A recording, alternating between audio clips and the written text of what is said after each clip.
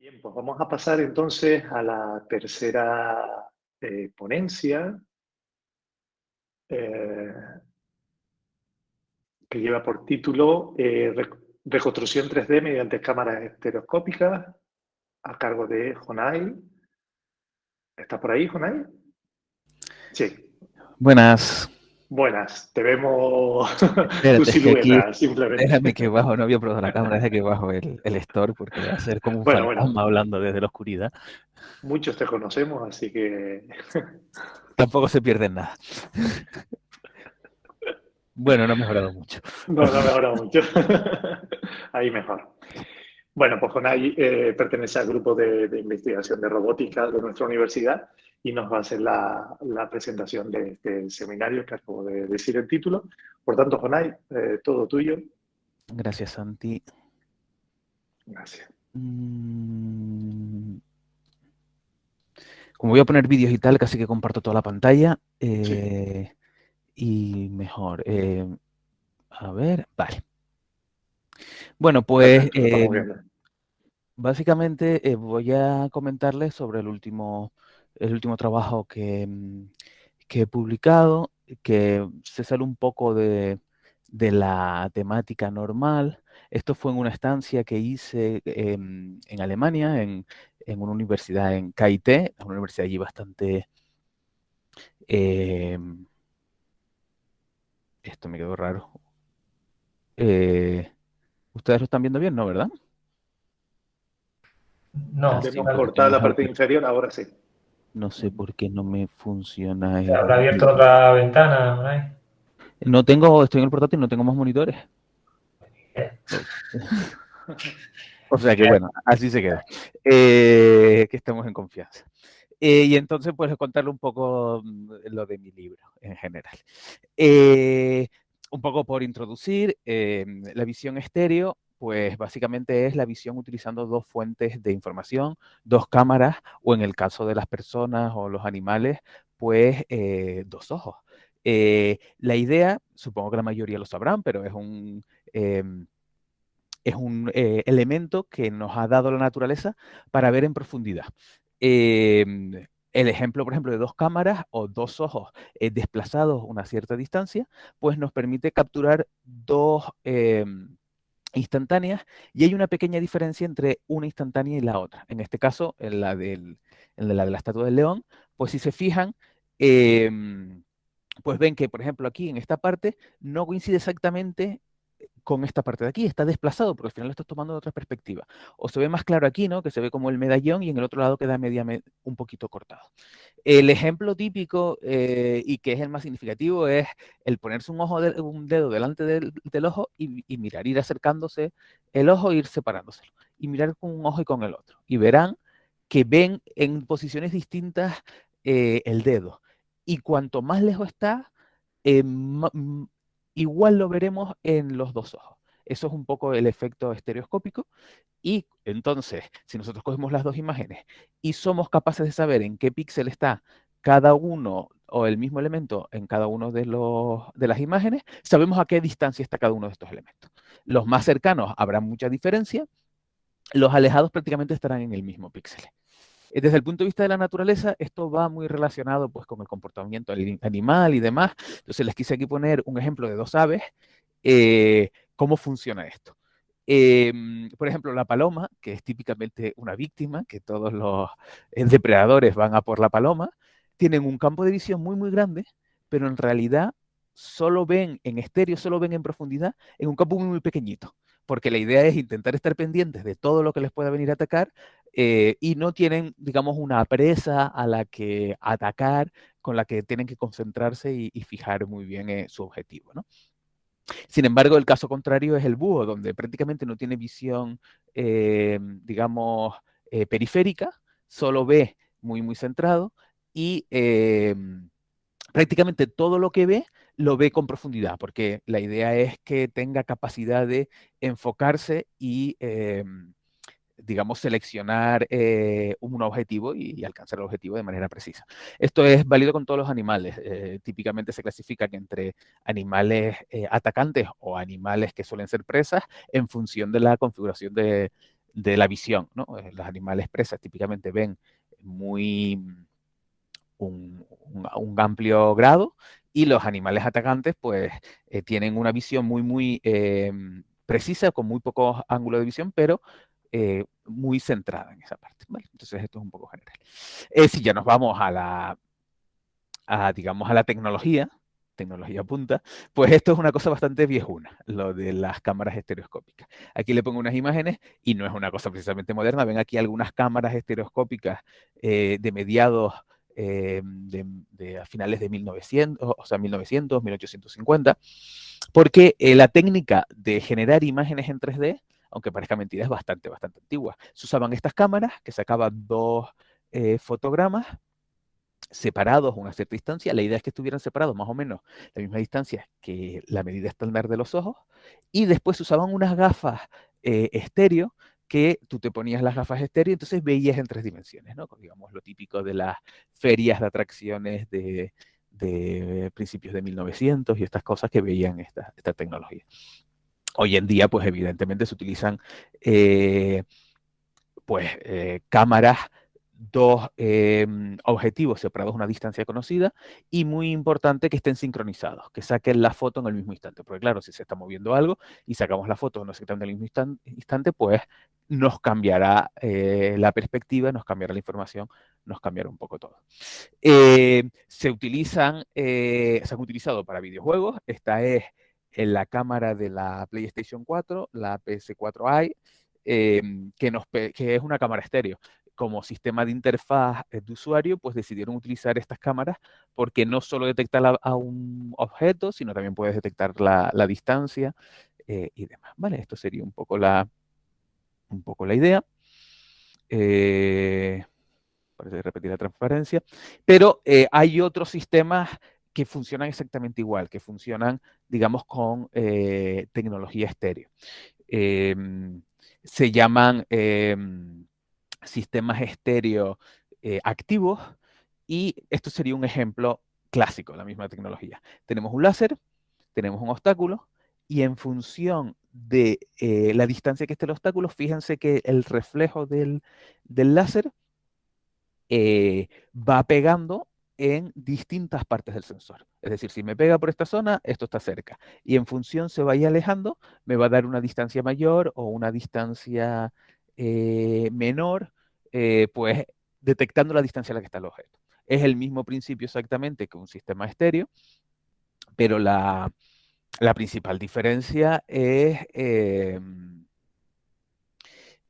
pues que no tenemos que buscar un punto o tener un montón de gasto computacional en analizar toda una imagen muy grande, sino que ya directamente del punto donde nos pegue más luz es el punto que corresponde, y sabiendo el punto sabemos la distancia. Ahora echamos los cálculos así de manera aproximada. Y otro ejemplo de visión estéreo siguiendo este principio, pero un poco más a gran escala, por no decir otra palabra, es la Kinect de Microsoft. La primera versión de Kinect lo que tenía era un proyector, que es este de aquí, de luz infrarroja. Normalmente se trabaja en infrarrojo para no estar viendo puntos rojos por ahí, porque, digamos, pierde un poco la gracia, ¿no? Y entonces generaba, aquí ven la matriz de puntos que generaba, y tenía una cámara de muy alta resolución, una cámara convencional, una cámara de infrarrojo de muy alta resolución, que lo que hacía es buscar el patrón, cada uno de los patrones, en qué píxel pegaba de esa zona de la cámara. A lo mejor teníamos 320 por 240 puntos en el patrón, y se buscaba en una cámara de alta definición qué píxel coincide con cada uno de ellos. Y con esto se consigue la reconstrucción 3D, la distancia que hizo tan famosa a la Kinect para poder detectar a las personas, hacer seguimientos y demás, ¿vale? Esto sería también, fíjense que es lo mismo, lo único que en vez de estar buscando en dos imágenes, buscamos la luz, el punto láser en la imagen que estamos procesando, o en este caso, lo que queremos es detectar los obstáculos, ¿no? ¿Qué se usa? ¿Qué otras técnicas se usan para medir? Pues la típica en robótica son los sistemas LIDAR, los sistemas láser de tiempo de vuelo. Un sistema de tiempo de vuelo lo que hace es emitir un láser y contar el tiempo que pasa entre que yo enciendo el láser y veo reflejado esa luz pues en el obstáculo, en la pared, en donde toque. ¿Qué pasa? Que claro, el láser va a la velocidad de la luz, es luz láser. Entonces el tiempo que pasa entre que yo enciendo el láser y ese láser realmente lo veo, pues pueden ser del orden de unos pocos nanosegundos. Muy, muy, muy difícil de medir. Por eso la electrónica de este tipo de medidores láser de tiempo de vuelo, que se llaman, es muy cara. Y estos láseres pues son muy caros en general. Cada vez más baratos porque se ha popularizado y hay, digamos que fabricantes chinos que han copiado a los fabricantes de referencia, pero siguen siendo muy, muy caros comparado a lo que puede valer unas cámaras estéreo. El sistema más conocido de sistemas de medición láser es el Velodyne. Aquí tienen uno de los múltiples modelos que tiene Velodyne. Y lo que conseguimos son resultados como estos, que es que directamente nos da una reconstrucción 3D del entorno dándonos las distancias. Una cosa como esta, pues te puede dar 360 grados de visión, 100 metros de distancia y un error del orden de centímetros, menos de un centímetro en cada una de las medidas, lo cual es realmente una pasada. Pero como todo las cosas buenas, pues son caras y estamos hablando del orden de 20 y pico mil euros un sensor de este tipo, con lo que pues hay grupos o hay proyectos que se lo pueden permitir, otros no, y aunque han bajado de precio, porque antes eran bastante, bastante más caros, ¿vale? Entonces, esto, digamos, es otra forma de conseguir resultados similares, ¿no? Bueno, si ya nos volvemos a centrar en la parte del estéreo, la idea es tener dos imágenes de la misma escena, pero de dos perspectivas distintas. Y lo que tenemos que saber es en qué píxel está el mismo objeto. Es decir, aquí corresponderá a un píxel concreto, el coche que está aquí delante, y aquí habrá una pequeña diferencia en el número de píxeles. Entonces, por simetría de triángulos podríamos lanzar esta ecuación. Estas son mis dos cámaras, la primera cámara, la segunda cámara, el objeto donde está situado. Y tenemos la distancia, que es la que nos interesa, qué distancia está el objeto que queremos calcular. Pues la distancia z. Y por simetría de triángulos, llegamos a esta ecuación donde la distancia z es proporcional, mejor dicho, inversamente proporcional a la diferencia entre la posición de los píxeles del objeto en las dos imágenes por una constante que depende de la cámara, la distancia focal y la t, que es la separación entre las cámaras. Con lo cual, la distancia focal la sabemos porque es una característica de la cámara. La diferencia entre píxeles la tenemos que calcular, pero la podríamos calcular. La distancia entre cámaras la sabemos, con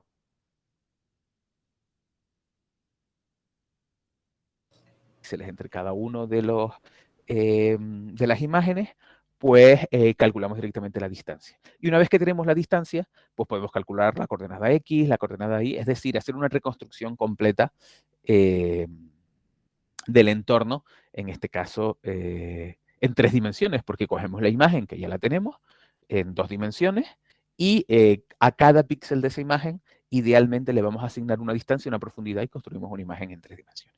¿Vale? Esa sería un poco la idea y un poco la matemática, que es bastante simple, que hay detrás. Pero claro, el problema de todo esto es cómo saber a qué píxel le corresponde el mismo objeto en las dos imágenes. ¿Cómo lo hacemos? Pues hay distintos algoritmos, distintas formas de aplicar esto. Lo más básico, lo más simple y lo primero que nos viene a la cabeza son los algoritmos de local matching, es decir, buscarlos a los alrededores. Hay otra familia de algoritmos que son los de global matching, que digamos buscan en toda la imagen, intentan minimizar el efecto en toda la imagen. Y otros son los de semi-global matching, o uno concreto, que es el que vamos a hablar un poco más en profundidad porque marca un poco la diferencia, ¿vale? El algoritmo de local matching es muy sencillo. Yo parto del punto en la imagen izquierda, por poner nuestra referencia, y busco en el entorno, si se fijan, el de la derecha siempre, o en la imagen de la derecha, el mismo obstáculo siempre estará un poquito más a la derecha, pues a partir de ese punto hago una ventana y hago una comparación entre cada uno de los píxeles y me quedo con el punto que sea más parecido. Y entonces ese punto digo, pues este es el equivalente a la otra imagen. ¿Vale? Eso, si se fijan, es súper rápido y me da directamente digamos, una referencia. ¿Qué consigo? ¿Qué resultados se consiguen con esto? Pues algo como esto. Esto lo grabé antes para no estar con líos de ejecutándolo y demás. Esto es, bueno, seguro que les sonará la Avenida Trinidad. Fíjense la velocidad de procesamiento. Y el resultado es esta imagen que ven aquí, que, como ven, pues sí, salen cosas, ¿no? Es decir, va detectando más o menos obstáculos. Lo que ha detectado, ¿vale? Son las líneas que están marcadas. Lo que no ha detectado lo deja en negro, pues porque no ha tenido suficientes datos o suficiente información para hacer esa reconstrucción. Ustedes ven más o menos, ¿no? Que, pues bueno, algo sacamos de por ahí, ¿no? Alguna información sacamos, pero no es precisamente una información muy, muy rica, ¿vale? Eso sería con una ventana de 7. Fíjense lo rápido que va esto, un tiempo real totalmente muy sencillo, ¿no? Si aumento la ventana y le pongo como ventana 15, pues fíjense que ya consigo más información, pero se reduce un poco, evidentemente, la velocidad de cómputo. Tengo que buscar una ventana más grande, necesito más cómputo, se reduce todo un poquitín más. Por cierto, esto es grabado en la Avenida Trinidad, ¿no? Como que seguro que la conocen todos, ¿no? Si les preguntara qué puntos son los que detecta, aquí se ve más claro, pues se fijan que básicamente lo que detectan son los puntos que tienen pues algún tipo de información extra, algún tipo de especificidad. Entonces, fíjense que lo que tenemos aquí son las rayitas del suelo. Él busca más o menos cuál es la concordancia entre las rayitas del suelo, el filo de la columna, por aquí la persona más o menos el umbral, la columna del fondo se ve algo por aquí. Es decir, los puntos donde tienen algún tipo de información extra que se puede comparar y sacar digamos, un ajuste más o menos. ¿Dónde estaba el esto? Espérate, que ya lo pongo por aquí, queda mejor. Me parece. Esos serían los algoritmos de local matching, básicamente. Los algoritmos de global matching lo que hacen es buscar todos los puntos con todas las posibles cambios entre dos imágenes y todas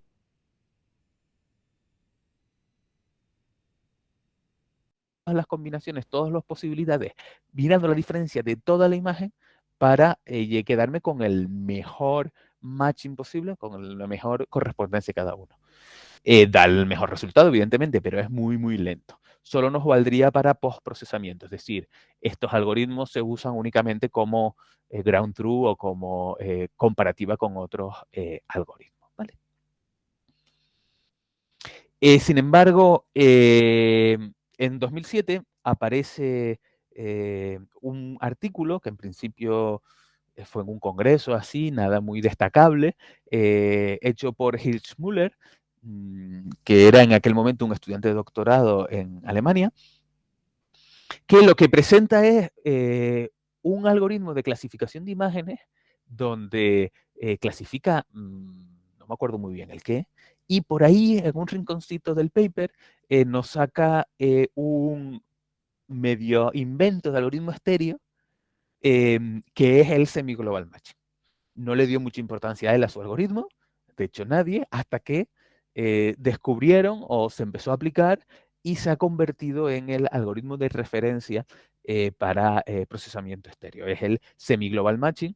Lo que se busca es, digamos, hacer una mezcla entre los algoritmos de búsqueda global y los de búsqueda local. Es decir, intentar hacer un ajuste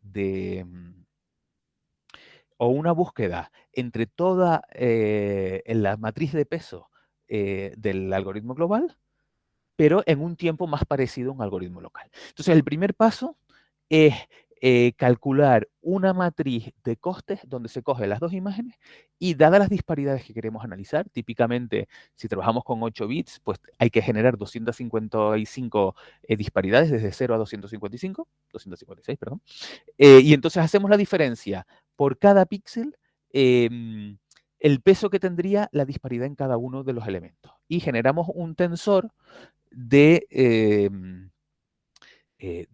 tamaño de la imagen por el número de disparidades, ¿no? Por ejemplo, si fuera una de 640 por 480, sería una cantidad de memoria de 640 por 480, pues por 255 disparidades. Tenemos toda esa información, eso sería en nuestra matriz de búsqueda o nuestro punto de optimización, y lo que ahora buscamos es el mínimo. Eso es general para todos los algoritmos de Global Matching, ¿no? Local Matching simplemente busca las diferencias, pero el Global hace esto de forma general, ¿no? ¿Qué hace o qué se inventó este hombre? Pues en realidad, en vez de buscar en toda la matriz, parte del píxel central y aplica como unos radios donde en realidad solo busca entre 8 y 16, típicamente todo el mundo usa 8, que es básicamente, miro una raya hacia arriba, miro una raya en diagonal, miro una raya hacia la derecha, una raya en diagonal, una raya hacia abajo, una raya en diagonal, una raya hacia la izquierda y otra raya diagonal. Y, digamos, optimizo o busco el punto óptimo mirando solamente esas direcciones. Y además se inventa unos pesos donde siempre mantenemos la misma disparidad. Si hay un cambio de disparidad, es decir, si asumimos que vamos recorriendo, empezamos en este punto, vamos recorriendo y si no hay ningún cambio, pues no tiene penalización. Si elijo cambiar la disparidad, si la cambio en un píxel la disparidad, le pongo una penalización pequeña P1. Y si la cambio en más de un píxel, le pongo una penalización más grande. Con lo cual buscamos siempre mantener, digamos, la misma disparidad y solamente damos un salto cuando estamos muy seguros que hay que cambiar esa disparidad porque nos sale más a cuenta poner la penalización más el cambio de disparidad que el mantener la disparidad anterior, ¿no? Entonces, de esa manera, tampoco hace falta ni va por aquí lo de estudiarse el algoritmo, pero un poco tener la idea o la idea feliz que tuvo de parto de la matriz y solo busco en un par de direcciones algo tan sencillito como esto y llegó a el resultado de conseguir un algoritmo mucho más preciso. La gran ventaja es que nos da muy buenos resultados, tiene un coste computacional relativamente alto, pero no imposible, y él sigue siendo duro de implementar en tiempo real, pero se puede hacer. Y muchas implementaciones se han hecho en FPGA, GPU, etc. Para que vean la diferencia, les enseño los mismos datos, pero en este caso procesados con este algoritmo. Lo primero que verán es la velocidad, ¿no? Esto, pues, no tiene nada que ver con lo anterior, ¿no? Es que se lo toma con calma. Pero lo que sí vemos es el resultado de la imagen estéreo en 3 dimensiones, ¿no? O sea, la imagen de disparidad, las distancias. Fíjense que es una nube, es lo que se llama una nube de puntos densa. Somos capaces de sacar perfectamente todo el suelo. La columna pues sale bastante clara. Hombre, las partes de sombra y demás son más conflictivas, pero tenemos una buena reconstrucción, ¿no? Pues dejen que se vaya apareciendo una persona aquí, pues la vemos aquí que, digamos, no son manchones, sino que tiene una forma, uy, que se me escapa, tiene una forma bastante bien definida. Aquí igual, ¿no? Vemos que está bastante razonablemente definida. Y el resultado es bastante mejor, ¿no? Ahí lo ven más claro, a base de coste computacional. Les digo, esto es rápido, si lo comparáramos con un Global Match, ¿vale? Bueno, para no comerme más tiempo. Entonces, digamos, yo en la estancia lo que hice fue aplicar algoritmos estéreos y uno de los problemas era esto. Y entonces a mí lo que se me ocurrió, que fue lo que presenté y que está publicado el último paper, fue hacer una modificación de este algoritmo para que funcionara en vídeo. Porque uno de los problemas que tenemos en las imágenes que están viendo procesadas es que el algoritmo original coge 2 imágenes, las procesa. Y en la siguiente iteración coge otras 2 imágenes y las vuelve a procesar. No almacena ninguna información previa en el cómputo. Y si nosotros estamos trabajando con un vídeo como este, las 2 imágenes anteriores deben de ser muy parecidas a las siguientes, con lo cual podemos basarnos en los costes, en la matriz de coste anterior, y no calcular completamente desde cero toda la matriz de peso y hacer todos los cálculos desde cero, sino decir, bueno, pues voy a reaprovechar todo lo que pueda de los cálculos anteriores, solo voy a irme a los píxeles que han cambiado de una imagen a la siguiente, y sobre esos píxeles, pues voy a hacer el cálculo, con lo cual me ahorro un montón de cálculos. Eso sí, añado los cálculos, detectar cuáles son los que han cambiado, pero también tengo una ventaja porque detecto que ha cambiado entre una imagen y otra, y eso también puede ser interesante para algunos algoritmos. Estos son algunos resultados, donde en una secuencia, digamos, estas son las líneas del algoritmo convencional, y aquí, en función del umbral que le pongo a la detección, es decir, cuando considero que ha cambiado o no ha cambiado un píxel. Si considero que cambie muy poquito, pues puede ser más lento porque le estoy añadiendo el cálculo de calcular la diferencia de esos píxeles, pero desde que aumento un poco el umbral, pues fíjense que soy capaz de bajar del orden de un 30% el tiempo de cómputo. O aquí, donde era una imagen que era muy, muy parecida una con respecto a la otra, pues todavía baja muchísimo más, siempre es más rápido que cada uno de estos elementos, ¿vale? Esto lo publicamos en el Journal of Real-Time Image Processing, digamos, una publicación específica de este tipo de aplicaciones, porque es un poco la de referencia para Real-Time Image Processing, ¿no? De procesamiento de imágenes en tiempo real. Hoy en día también se aplica mucho, como en todo el Machine Learning, a las redes neuronales, más redes neuronales. Se aplica las redes neuronales a la visión estéreo, y esta es la estructura clásica de estéreo para redes neuronales. Se cogen las 2 imágenes, se le aplica una red convolucional y una serie de clasificadores, se entrena con, digamos, elementos pregrabados, donde a lo mejor se utiliza un láser de estos velodines para generar la imagen 3D, se cogen las imágenes estéreo y se genera la entrada a las imágenes estéreo, la salida, lo que debería valer cada uno de los píxeles, y se han conseguido los mejores resultados ahora mismo de los algoritmos estéreos, están basadas en Machine Learning, utilizando cosas como estas, ¿vale? ¿Para qué se usa todo esto? Porque al final, digamos, esto es la parte de robótica y lo aplicamos para construir robotitos y en este caso detectar obstáculos y hacer reconstrucciones 3D del entorno del sistema, ¿no?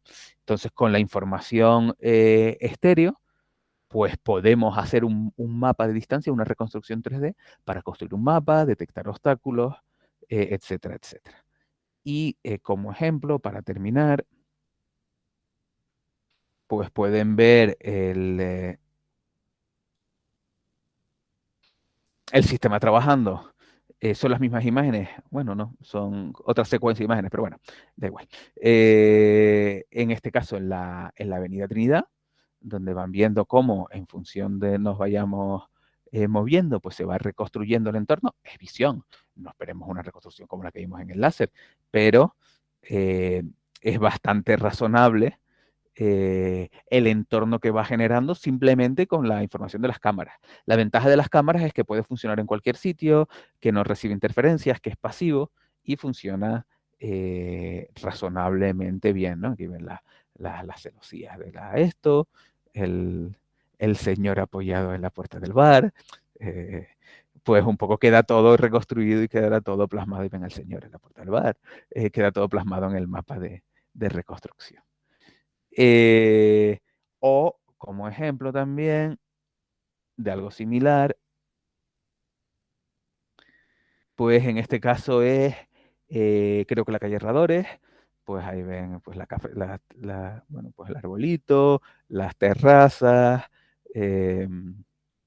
a ver, ahí ven el arbolito, eso, y cómo se genera toda la información 3D del entorno, ¿vale? Bueno, pues esto era mi cuento, espero no haberlos dormido demasiado y no haberlos aburrido mucho. y que hayan sacado algo positivo. He intentado hacerlo lo más ameno posible.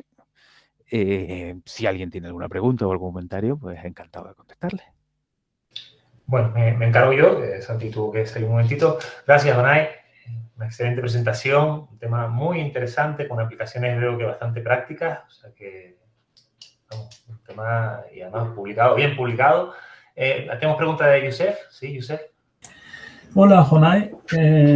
Muchas gracias por la presentación. Tengo una pregunta muy importante sobre un diapositivo que estabas explicando sobre aplicación de Machine Learning.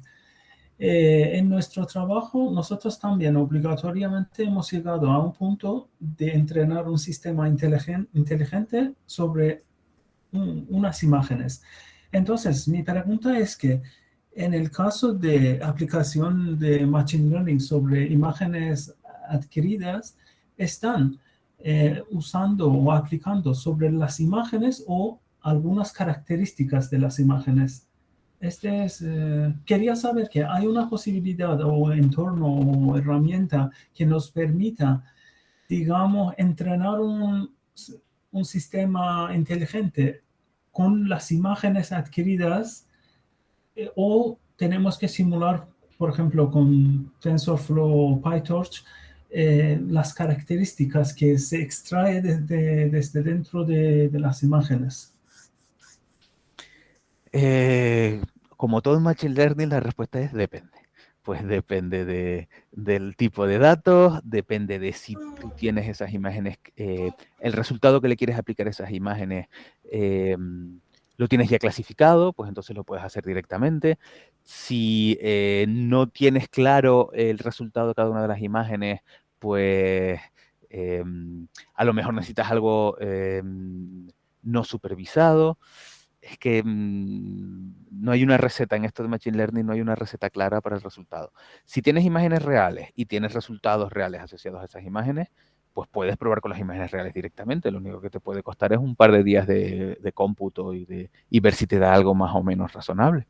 Pero es difícil contestarlo sin saber exactamente el problema y los datos que tienes y demás. ¿Vale? No sé ¿En si su te he caso contestado. están usando las imágenes o características? En el caso de estos algoritmos, tengo imágenes y tengo lo que debería dar, o la reconstrucción 3D asociada a esa imagen, en este caso, la imagen de disparidad. Vale. Entonces yo para entrenar le planteo una imagen, la reconstrucción 3D, imagen, reconstrucción 3D. Y después, claro, se aplica a otras imágenes distintas, pero en este caso porque lo tenía reconstruido. Esas imágenes generadas, por eso se los comentaba, es con otro sensor, con un sensor láser de 3 dimensiones, puedo generar la imagen de distancia, la reconstrucción 3D, y a partir de ahí generar lo que deberían ver las cámaras, ¿no? Entonces, se puede hacer de manera sencilla, pero te digo, depende de cada problema. Vale, gracias. Sí, Ricardo. Hola, Jonay. Gracias por la presentación.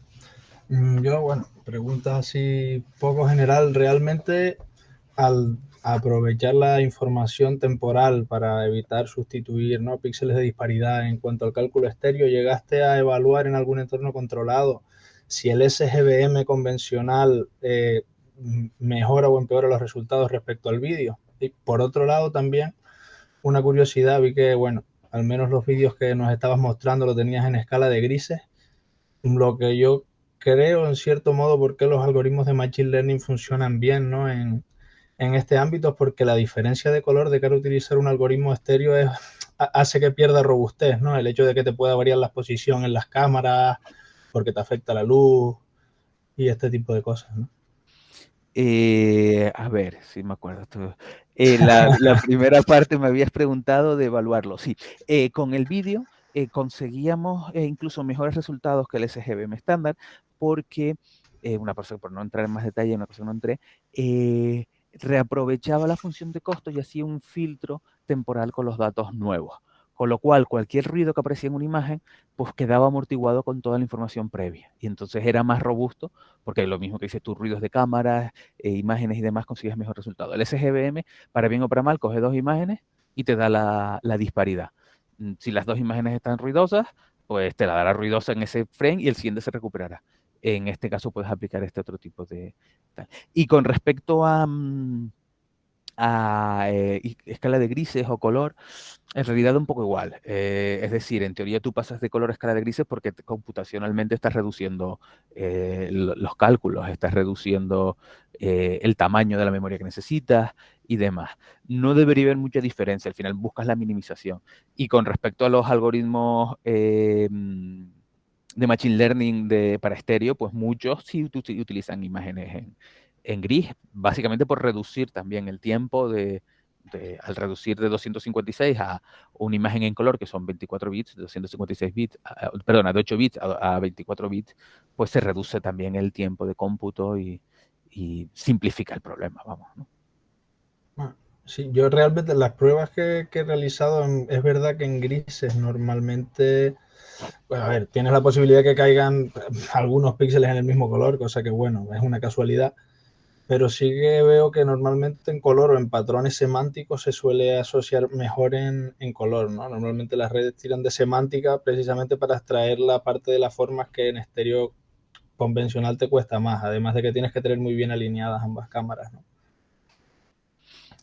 Sí, sí, bueno, no sé. En lo normal para las cosas no Machine Learning es usar escala de grises y para Machine Learning pues, no hay reglas tampoco asociadas.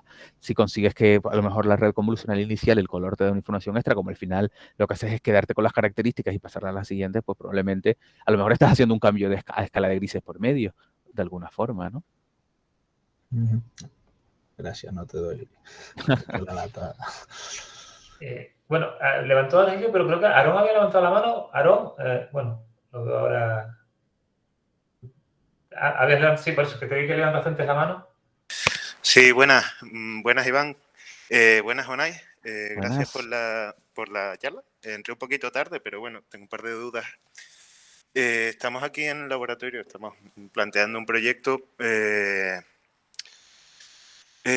para usar cámaras a profundidad en el mar para hacer pues búsquedas de diferentes especies. Vamos, el problema es el contexto en el que estamos. Tenemos poca luminosidad. La luminosidad, la mayoría va a venir proveniente de focos. Y la idea es poner 3 cámaras a 120 grados entre ellas, con un punto central común, y poder después plantear un volumen 3D de las diferentes especies que se paseen por la zona. Entonces sería más bien la pregunta, pues, ¿cómo se plantearía la construcción y la relación entre las cámaras entre sí? ¿Cómo meterlas con el Machine Learning después? No, lo primero que tienes que hacer es calibrar tu sistema estéreo. O en este caso sería un sistema trinario, que lo llaman. Entonces, hay unas plantillas de calibración, básicamente es un damero de ajedrez gigante, que tú le vas enseñando para que todos vean lo mismo a la vez, y en función de dónde ven cada uno de los elementos de ese damero, te puedes construir, hay algoritmos que lo hacen automáticamente, uno es, por ejemplo, la calibración Psi, te construye la geometría ya de las cámaras. Entonces, eso te da la distancia focal, la distancia entre cámaras, en unidades de píxel, y ya un poco te clasifica todo. Entonces, ya tú con este sistema de 3 cámaras, pues puedes combinar. Típicamente, para distancias largas, trabajas con las 2 cámaras más separadas. Cuanto más separado esté la línea base de las 2 cámaras, más lejos puedes mirar. Si hay algo que está más cerca y necesitas más resolución, más precisión, pues trabajas con 2 cámaras más cercanas. Pero lo ideal en este caso es que tú estés capturando datos de todas las cámaras, que ya las tienes calibradas o no. Otra cosa importante también es aplicarle la calibración de las cámaras para quitar las deformaciones típicas, la deformación de cojín, la de que el cuadrado te lo pone ahí como redondo y este tipo de cosas, también hay que quitárselo, evidentemente. Eso es capturar toda la información y tú ya puedes ir asociando las secuencias de imágenes como quieras para hacer la reconstrucción como puedas. También, claro, en las condiciones que estás, si estás bajo el mar, con poca luminosidad, todos los colores serán muy parecidos, pues es un problema muy complicado, sin duda, pero se puede probar un poco en esas condiciones. De todas maneras, Aarón, si estás en eso, mándame un correo y lo podemos hablar con calma si te lo vas a mover así, porque para no aburrir a toda esta gente que está por aquí. Muy bien, gracias, Jonay. Vale. ¿Y Argelio también había levantado la mano? No sé si sigue por ahí, se me escapó. No, yo quería hacer una pregunta. El año pasado, Jonay estuvo también aquí en una disertación muy interesante, por cierto, de robots móviles, ¿no? Entonces él hablaba yo voy por la parte económica, ¿no? Y a ver si ya los chinos se pavilan para todas las cosas, no por algunas, ¿no? Y entonces hablaba ya del sensor este que valía un pastón. No sé si me acuerdo que dio cifras de 25.000 euros, ¿no? Un sensor de rayos, ¿no? Sí, Y sí, y vamos, más. me llamó mucho la atención de que esto sigue igual así, ¿no? Hay una, o sea, Velodyne es la marca americana que es la referencia, la que desarrolló todos estos láseres 3D, y hay una marca china equivalente, que como era Robotech o algo así, que valen como el 50%. A mí me da que duran como el 50% de tiempo, pero como diría el otro, lo usas y lo apagas rapidito, que más vale sensor que dura poco en mano que mirarlo desde lejos los sensores caros, ¿no? Esa sería un poco la idea. Pero sí, hay sistemas, déjame dejar de presentar, hay sistemas equivalentes chinos que funcionan, dan un poquito más de error y tal, pero para el 90% de los casos, 99% de los casos, sigue siendo suficientemente precisos y valen la mitad, literalmente la mitad. Aún así siguen siendo caros, es decir, el que vale del Velodyne 20.000 euros, el chino pues está por los 9.000 y pico. Pero bueno, es, es más fácil llegar a ello, vamos a decirlo así. Vale, gracias, es una esperanza. Sí, sí, bueno. Bueno, pues yo creo, vamos, si tienen más preguntas, ya se las envían por correo a Jonay para poder continuar con la sesión. Muchas gracias, Jonay, de nuevo. Gracias a ustedes.